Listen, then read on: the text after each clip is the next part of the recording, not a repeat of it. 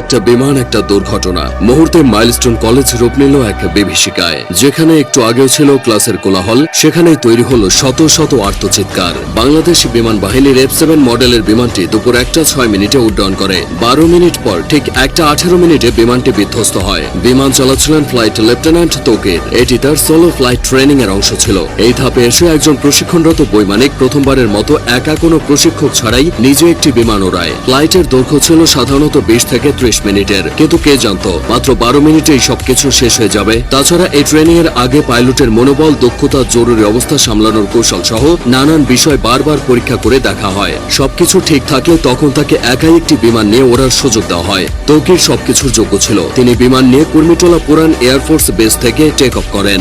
এরপর উত্তরা, দিয়াবাড়ি, বাড্ডা, হাতিরঝিল ও রামপুরার ওপর উঠতে থাকেন। তবে কয়েক মিনিটের মধ্যে কিছু সমস্যা দেখা যায়। সঙ্গে সঙ্গে তৌকির কন্ট্রোল রুমে রিপোর্ট করে জানায় যে তার বিমান আকাশে ভাসছে না, মনে হচ্ছে বিমান নিচের দিকে পড়ে যাচ্ছে। কন্ট্রোল রুম থেকে তাকে জানানো হয় তিনি যেন ইজেক্ট করেন তথা বের হয়ে আসেন। বিমান যখন নিয়ন্ত্রণের বাইরে চলে যায় তখন পাইলট নিজেকে বিমানের বাইরে বের করে আনেন প্যারাশুট সহ। এটিই ইজেক্ট। কিন্তু কোনো এক অজানা কারণে তা সম্ভব হয়নি। এদিকে কন্ট্রোল রুমের সাথে পাইলটের যোগাযোগ বিচ্ছিন্ন হয়ে যায়। তার ঠিক 1 থেকে 1.5 মিনিটের মধ্যে বিমানটি নিয়ন্ত্রণ হারিয়ে উত্তরা মাইলস্টোন স্কুলে বিধ্বস্ত হয়। মূলত স্কুলের আবাসিক ভবনে বিমানটি আছড়ে পড়ে। ভবনটির নাম হায়দার হল। হলের পুরো অংশ ধসে গেছে। বিমানের বড় অংশটা ক্যাম্পাসের মাঝের ফাঁকা অংশে পড়েছিল। বিমানটি একটু পরে আছড়ে পড়লে হয়তো হতাহতের পরিমাণটা কিছুটা কমত, কারণ ক্লাস শেষের ঠিক পরের সময় বিমানটি আছড়ে পড়েছে। বহু ছেলে মেয়ে ক্লাস শেষে বের হয়ে চলে যেত। যে ভবনে বিমান বাহিনীর প্রশিক্ষণ বিমানটি বিধ্বস্ত হয়েছে সেটি দোতলা ছিল। ক্যান্টিনের পাশেই ওই ভবনটি। ওই ভবনে 2টি তলা মিলিয়ে মোট 16টি ক্লাসরুম আছে আর 4টি শিক্ষকদের রুম। প্রাথমিকের 1ম থেকে 5ম শ্রেণীর ক্লাস হতো এই ভবনে। 3য় ও 4র্থ শ্রেণীর শ্রেণীকক্ষের সামনেই বিমানটি বিধ্বস্ত হয়েছে। তখন ক্লাস চলছিল। কিছুক্ষণের মধ্যেই ক্লাস শেষ হতো। ঠিক সেই সময় কলেজের প্রজেক্ট 7 নম্বর ভবনে বিমানটি ধাক্কা লেগে জ্বালানি লিকেজ হয়। পরে প্রজেক্ট 2 ভবনের সামনে আছড়ে পড়ে। বেলা 1টার দিকে স্কুল ছুটি হয়ে যায়। তবে তখনও কিছু শিক্ষার্থী সেখানে অবস্থান করছিল। তারাই সবচেয়ে ক্ষতিগ্রস্ত হয়েছে। অনেক অভিভাবক বাইরে থেকে দাঁড়িয়ে শুধু দুর্দশা দেখেছে, কিছুই করার ছিল না। দুর্ঘটনা যা ঘটার তা ঘটে গেলেও কিছু প্রশ্ন থেকে গেছে।